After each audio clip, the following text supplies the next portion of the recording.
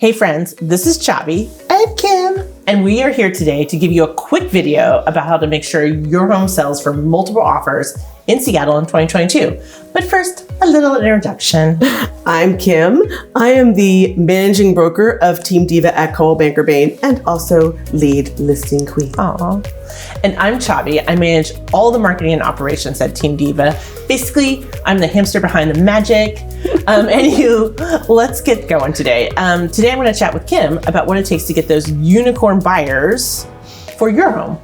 And when we talk about unicorn buyers, we're talking about those people who are willing to pay $400,000 and $500,000 over list price, waive appraisal and financing, give the sellers all their earnest money to release at mutual acceptance. And that's not every buyer in this market, let's be honest. That is a small percentage of unicorns. When we list homes at Team Diva, we're always focused on attracting and getting those fabulous unicorn buyers. Now, obviously, your house needs to sparkle like a rainbow if you want to attract a unicorn. And we will get into exactly what it takes to be that sparkle rainbow house with a handy checklist in the show notes. But regardless, watch the whole video because we have so much content here. Kim, I know you've been in the field a lot lately with buyers. Oh yeah. Can you tell me what it's been like out there with in this multiple offer season? What are you seeing this last couple weeks? I mean, it's been a little crazy. There's been 15, 20, 25. I even heard of a 71 offer, multiple offer situation. That is a scorching hot market. And buyers are they're whipping out their wads of cash and they are laying it on the table. 500, 600, $1 million even over list price. And they are waiving everything. Wow. It is a lot for a buyer to do in this market, and it can be daunting and overwhelming. So true. Wow, that is crazy. But I've been talking to my friends, realtor friends in both LA and San Francisco, and frankly, Seattle is still massively less expensive compared to other cities on the West Coast. That is true. And so, Kim, I also kind of want to talk a little bit about that secret sauce that you and Michael do in particular about attracting those unicorn buyers. And how do we make sure we set up our sellers to be in that top tier? Because I was watching and not every house goes for all these offers. That's true. Not every house has that sparkly rainbow magic and attracts all those fabulous, amazing offers and those people that are willing to, sell their firstborn to get a house. So step one is choosing the right listing team. And that means choosing a listing team that knows what they're doing and knows how to sell your home. Now, that sounds pretty easy, but not every broker knows how to prepare a home for the market, especially not the way we do at Team Diva. And there are a ton of brokers out there who still don't really understand why online marketing is so important in this day and age. And beyond that, I've been in numerous situations where, there's critical hiccups in the negotiations or in the transaction, and I've had to use all my 20 plus years of experience to solve the problem and get the deal closed. So choosing the right team or the right broker and agent to sell your house, critical step number one. It's true. Step two, you have to do a detailed home walkthrough with your listing team. I'm always super impressed by the work you and Michael do to get a home ready for the market. I mean, the amount of lists that you create to make sure that house looks exactly where it needs to. Everything from the cabinets to the lighting, to the flooring, to the paint, to the backyard, the landscaping. Let's not talk about lighting. I know. It's a pet peeve of yours, right? I know it's a mad passion. It is. Exactly. So, there is an immense amount of detail that goes into that. And I don't think a lot of people are like, oh, I'm just going to put a sign on the door. You're going to sell your house, but you're not going to get those unicorn buyers. That's right. So, and this brings us, Chavi, to step three. Yes. Is once you've got that checklist, you have to fix what is broken and replace those dang ugly light fixtures. Okay, that's a different video. So you have to remove every barrier that's going to scare a buyer away from the home. I don't care how hot the market is. If you want to get a unicorn buyer, your house cannot have broken cabinets or be dirty or have a leaking roof. You got to get that stuff done.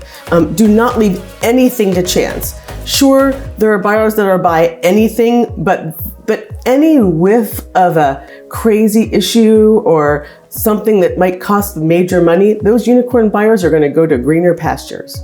And your home needs to look and smell sparkly clean as well. It's true. So if you want to make sure your home sells in multiple offers in Seattle, fix what's broken, and obviously get rid of those boob lights. Oh, don't get Kim started. I do love a well-lit house. It's like magic, just like unicorns. Makes us all look fabulous. Okay, joking aside, this brings us to step 4. Make your home beautiful.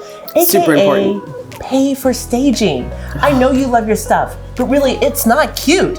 Selling a home in Seattle is like selling a dream, and that dream is not your beat up couch. I wouldn't even like this couch over here. I would not even put in my, like, when it's time for us to sell this house, that couch is going.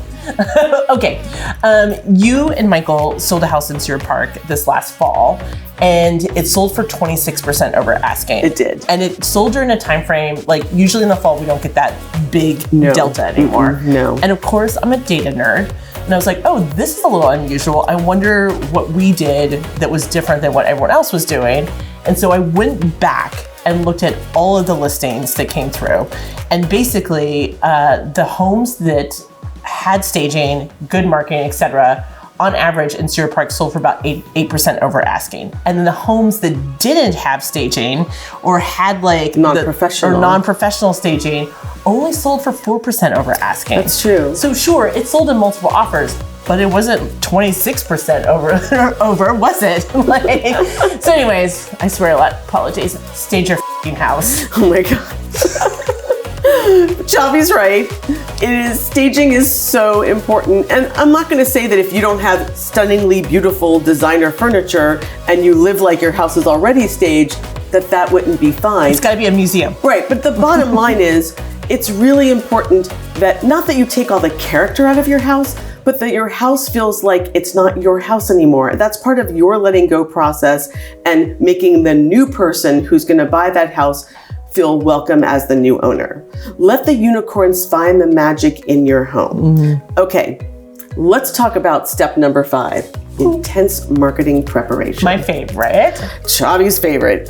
In 2022, your home must be Instagram ready. I mean, everyone's been immersed in the digital world these past few years. People fall in love with their eyes, right? And they're going to see these houses after they've seen them online. If the house looks meh on Facebook or Instagram or even the MLS, you won't have a lineup of folks waiting to see that house in person. No. Now, we have a bevy of people that we work with to help this happen. We have Alyssa, our blog writer, and John, our photographer, and John B., who's behind the camera right now, our videographer, and Michael and I and Chavi and all of us are there making sure that we have the right marketing elements to sell your home. Blogs, schwank videos, drone shots, 3D tours, and amazingly cool lifestyle videos. You name it, we create it. And we make sure these elements are spot on and high quality. The last thing any seller wants to see is some crappy iPhone photo of their home on the MLS. And yes, you would think in 2022 that's not happening, but trust me. I just saw a luxury home in Alki for $2 million that I was like, iPhone shots. Oh, so bad. No. We know that sellers expect us to understand how special their home is and to show that to all the buyers in the market in the marketing that we do. It's true. Kim, and that is, you're really good at our next step, and which is basically how to strategically price the home. Do you want to give folks a little peek behind the curtain about like exactly how you kind of go through this process? Pricing a home is, but it's so like... It's an art, not a science. Yeah. But, it's also sometimes like a moving target. Yeah. It's like throwing a dart and seeing where it sticks. You have to be kind of intuitive and know the market from your starting from to begin with. And just because your neighbor's house sold for $500,000 over list price does not mean yours is going to. No. What if it came on when the market had no inventory? What if you and your neighbor around the corner decide to list at the same time? What if interest rates go up and buyers get skittish? Roy did an excellent video this week, his coffee talk with Roy, about pricing about market and demand rate and all these things that we use to figure out how to price your home. So my strategy is to look at all the data, even though the data might be old. Yeah. We still have to look at the data, look at the current market inventory, which is the demand rate, and look at how your home fits in the market right now. And of course, my 23 years of experience to find that range that works for you will help bring the most buyers to the yard. Those unicorns. Well, you're at my favorite step, which is to make sure your listing team knows how to market your home online. Super important. You literally only have 15 seconds to grab someone's attention. It's like Tinder. Swipe, I know. swipe, right? This is where I typically get involved in the listing process when it's time to roll out the marketing. Our team is constantly innovating, coming up with new ideas to grab folks' attention. We want people to see our houses and fall in love with them. Mm-hmm. And right now, most listing brokers are getting really lazy. They're barely doing any marketing on their homes. Oh my God, not us. This is the time when we ramp up our email marketing, social media, our videos. This year alone, our videos are gonna be totally different. We're also reworking on how we write our blogs to make sure folks always notice our homes first, like constantly. Right.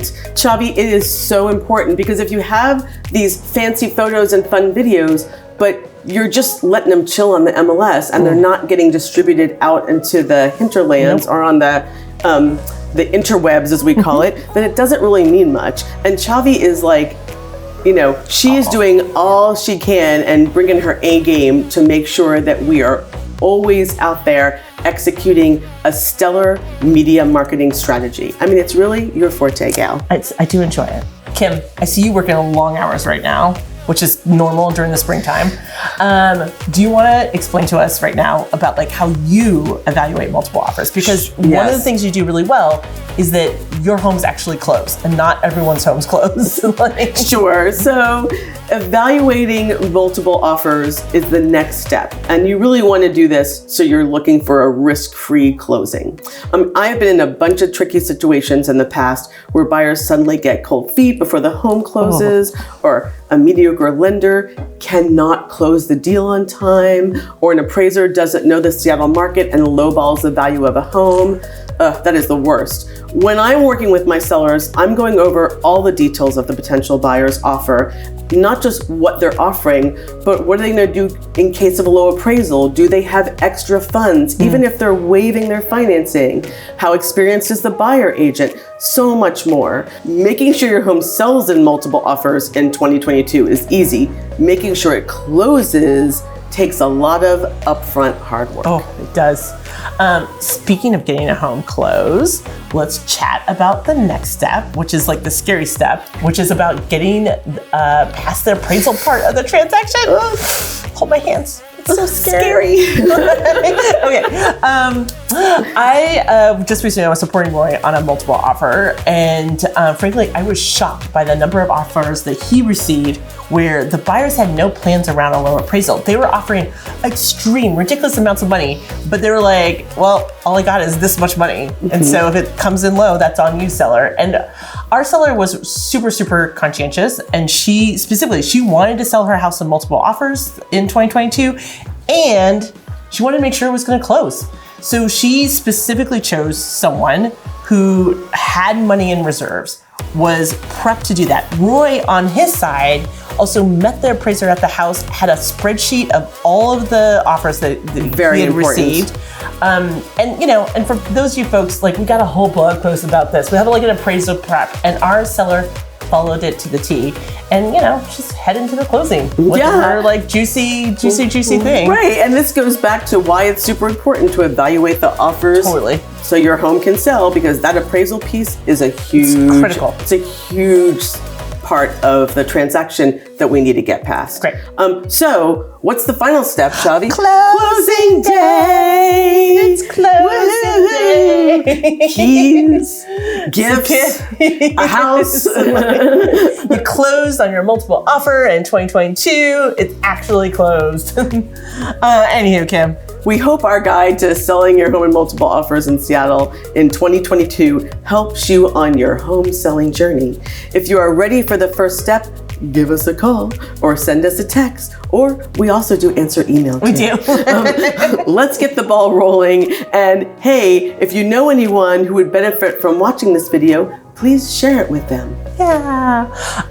Speaking of sharing, would you make sure you like this video?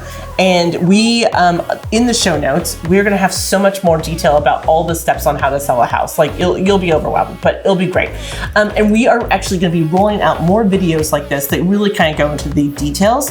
So to make sure you're informed, make sure you click subscribe and make sure you check out our pretty houses on Facebook and Instagram because they are beautiful. And the YouTubes. Unicorns. They're unicorns, all of them. Anywho, bye Diva fam. Ciao for now.